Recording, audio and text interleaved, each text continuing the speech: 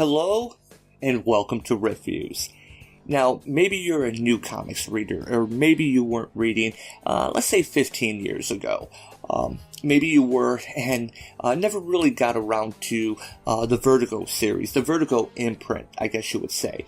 The current Vertigo books they're just a shadow of what Vertigo used to be.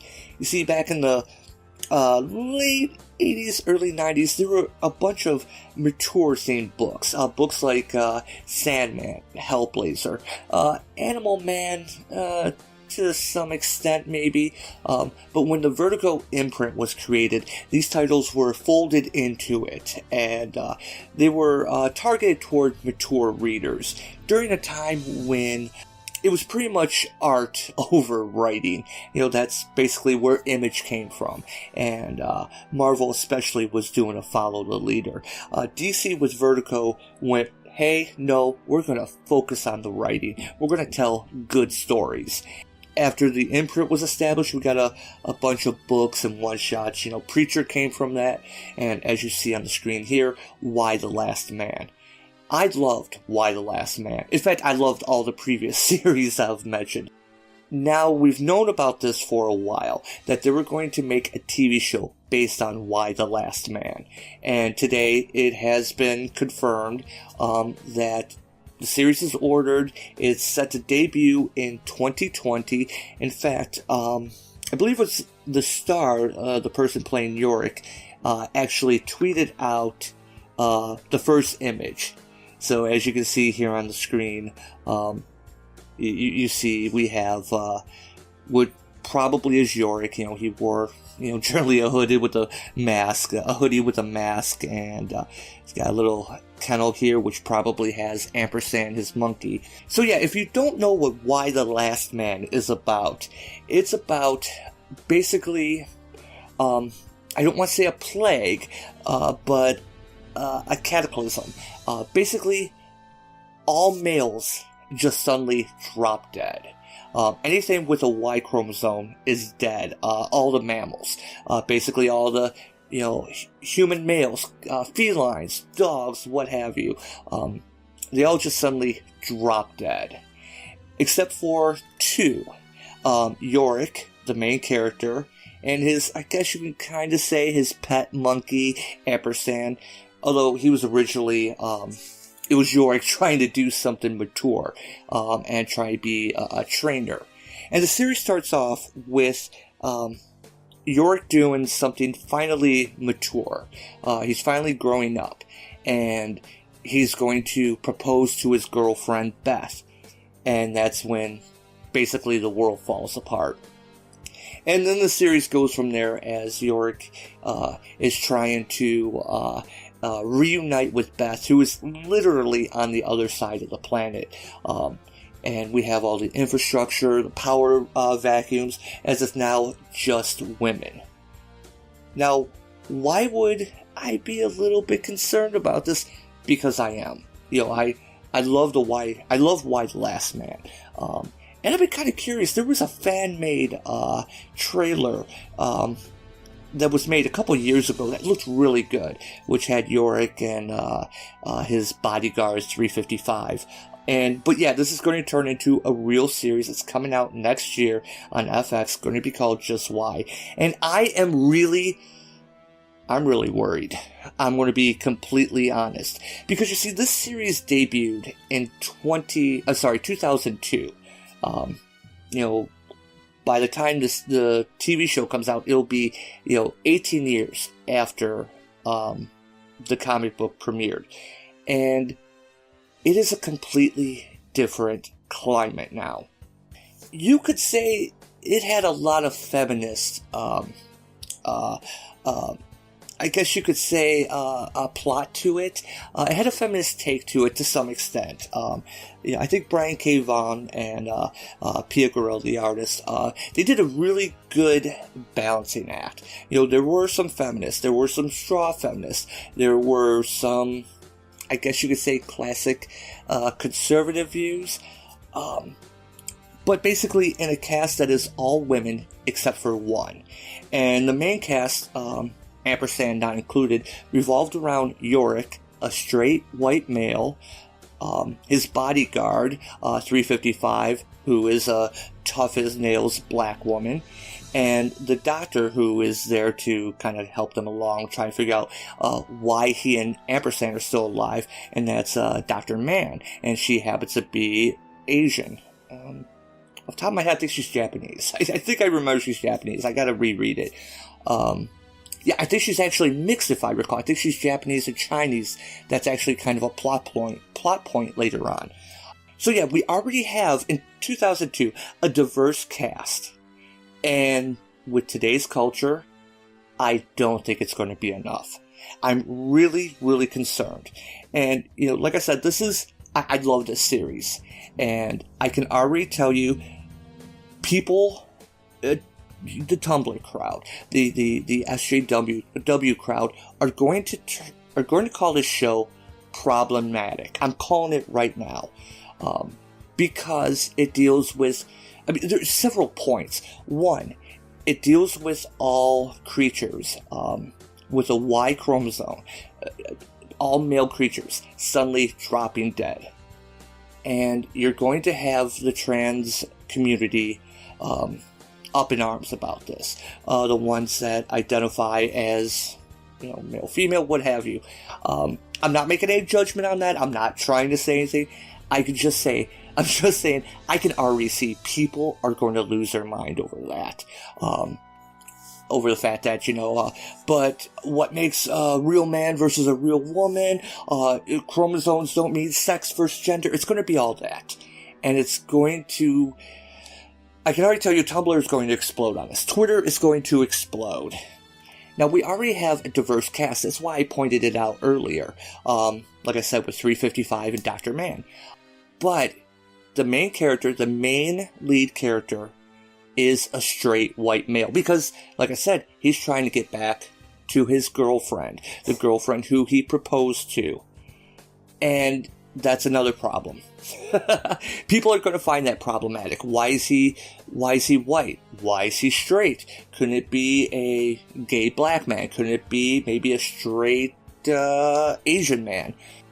And I'm already worried that is going to be the topic. That people are going to focus on that. That is not diverse enough. That it defaults back to, of course, it's a straight white male. Well, that's what the series is based on. And we already have a diverse cast.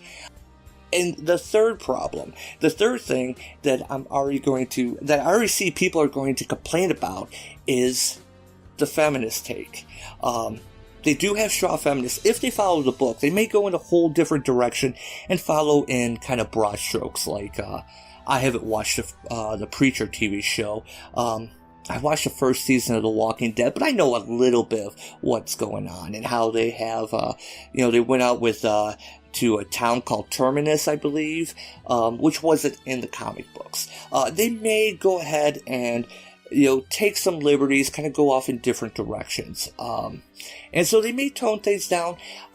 They may actually make it worse. Because if you read the series, you could call it like an intro to feminism. There is a lot of straw feminists in the book, but Brian does kind of balance it when he did the book. Neither viewpoint's right. There are some, they do have the crazy feminists, the Daughters of the Amazon, I believe it is. Again, it's been a while since I read the book. I want to go back and reread it right now. But yeah, they're pretty much crazy, and the whole hate all men, and when they find out there may be a man still alive, they come gunning for him. And of course, the fact that the world itself is falling apart. We see that it takes many years for the world to get back together, and that's not what the current SJWs think would happen. I mean, that's why, even though it started out as a joke on 4chan, the hashtag kill all men, there were a lot of feminists that took that and ran with it. And there's going to be people complaining that the sisterhood did not immediately come together and figure everything out immediately. Never mind the fact that if this were to happen, and remind you, this whole Think of the Avengers Infinity War, the Snapping. Even though the Infinity Gauntlet happened years before Y the Last Man, but instead of it being half of the universe being decimated, even though that's not what decimated means, it's half of the population is gone, and it's the male half. You have people who are grieving their fathers, husbands, sons, brothers, and just on a worldwide scale. And yet it is confined to planet Earth. We do find that out in the series. Spoiler, sorry. But it would take a time for them to get over all this. People who... If you ever worked at a job and someone important quits and you have to kind of figure out what they did and how they did things, imagine that on a worldwide scale.